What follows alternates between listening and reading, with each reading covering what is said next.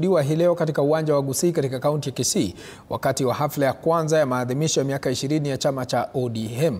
Taharuki ilizuka mapema asubuhi baada ya kundi la vijana wa Gen Z kulazimisha kuingia uwanjani, hali iliyosababisha watu kukimbia kwa muda kabla ya polisi kudhibiti hali hiyo. Kuanzia alfajiri, mamia wafuasi walifurika uwanjani kushiriki maadhimisho hayo. Wengi walilazimika kulala ndani ya uwanja huo usiku kucha. Kwa sasa tunaungana naye Kombo Alfayo hatujuze mengi zaidi. Kombo.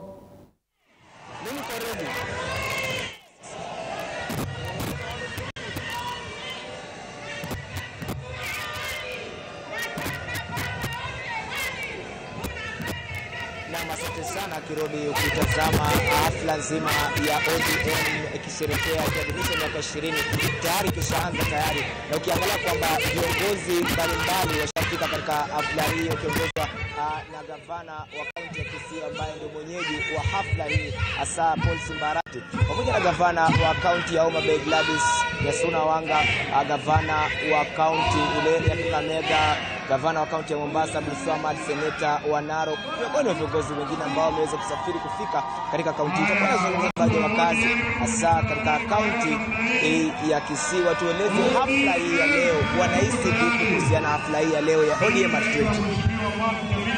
Halo, naona bado ODM bado iko na nguvu katika hii ground ya Kisii, katika hii uwanja wa Kisii. Nimeona watu wengi wamejitokeza kuja uwanjani kuja kuhudhuria mkutano wa ODM. Naona bado ODM bado iko na nguvu. Sijui kama wengine wamekuja tu kuona ni nini inaendelea, kwa sababu wanaongoja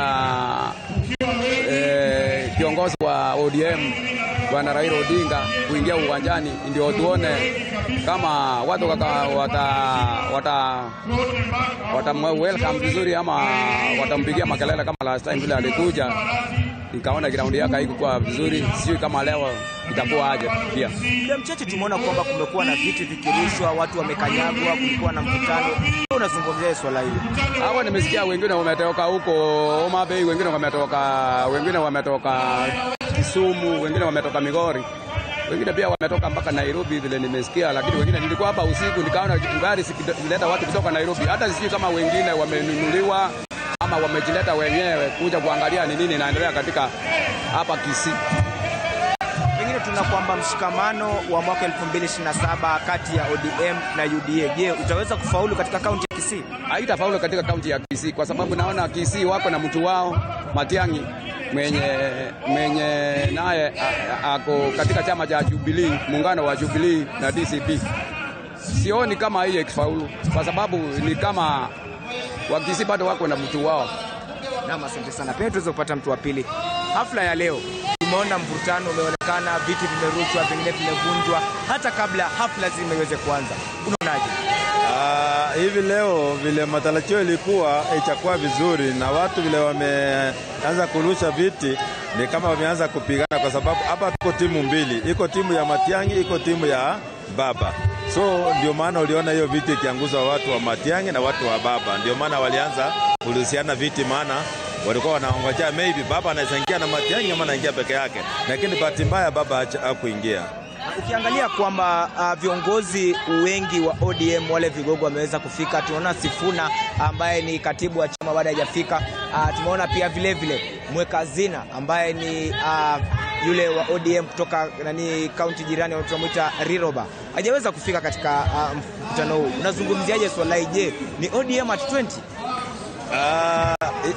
Riroba angeweza kufika, maana juzi karibuni aliongoza watu kwenda kwa Ruto. So kwa vile alionekana kwenda pale, angeonekana ingekuwa mbaya leo, maana bado ODM wako na dili, lakini bado hiyo dili itakuwa vizuri. So ndio maana Riroba hakuingia, maana mambo haingekuwa vizuri. Unaona uwiano wa ODM na UDA mwaka 2027, je, utaweza kufaulu katika eneo la Kisii? La, ni ngumu sana. Ni ngumu sana UDA na ODM kwenda pamoja mtu wa Kisii. Maana mtu wa Kisii already sahi umeamua wako na mtu wao ambao anaitwa ni Matiang'i. So ukileta UDA pamoja na ODM itawezekana, unless ODM iende pamoja na Matiang'i ndio itakuwa vizuri. Lakini UDA haitaweza kufaulu 2027 hapa Kisii. Naam, asante sana. Kama ulivyoweza kusikia Paul Kerobi, ndivyo hali ilivyo hasa katika kaunti hii, na tumeona kwamba mvuta ni kuvuta ile, pia sisi wenyewe tumeweza kusukumwa, lakini ni hali ambayo iliweza kudhibitiwa baada ya muda mfupi, na ni hali ambayo tunahakikisha kwamba katika eneo hili hakuna tafaruku yoyote, lakini tunaona kwamba mkutano unaendelea vizuri, viongozi wanaendelea kuzungumza, wengi wakiwa na matumaini kwamba kinara wa ODM Raila Amolo Odinga huenda akafika katika uga huu. Ndio matarajio ya wengi waweze kumuona akiwa anafika katika msururu wa kwanza wa ODM at 20.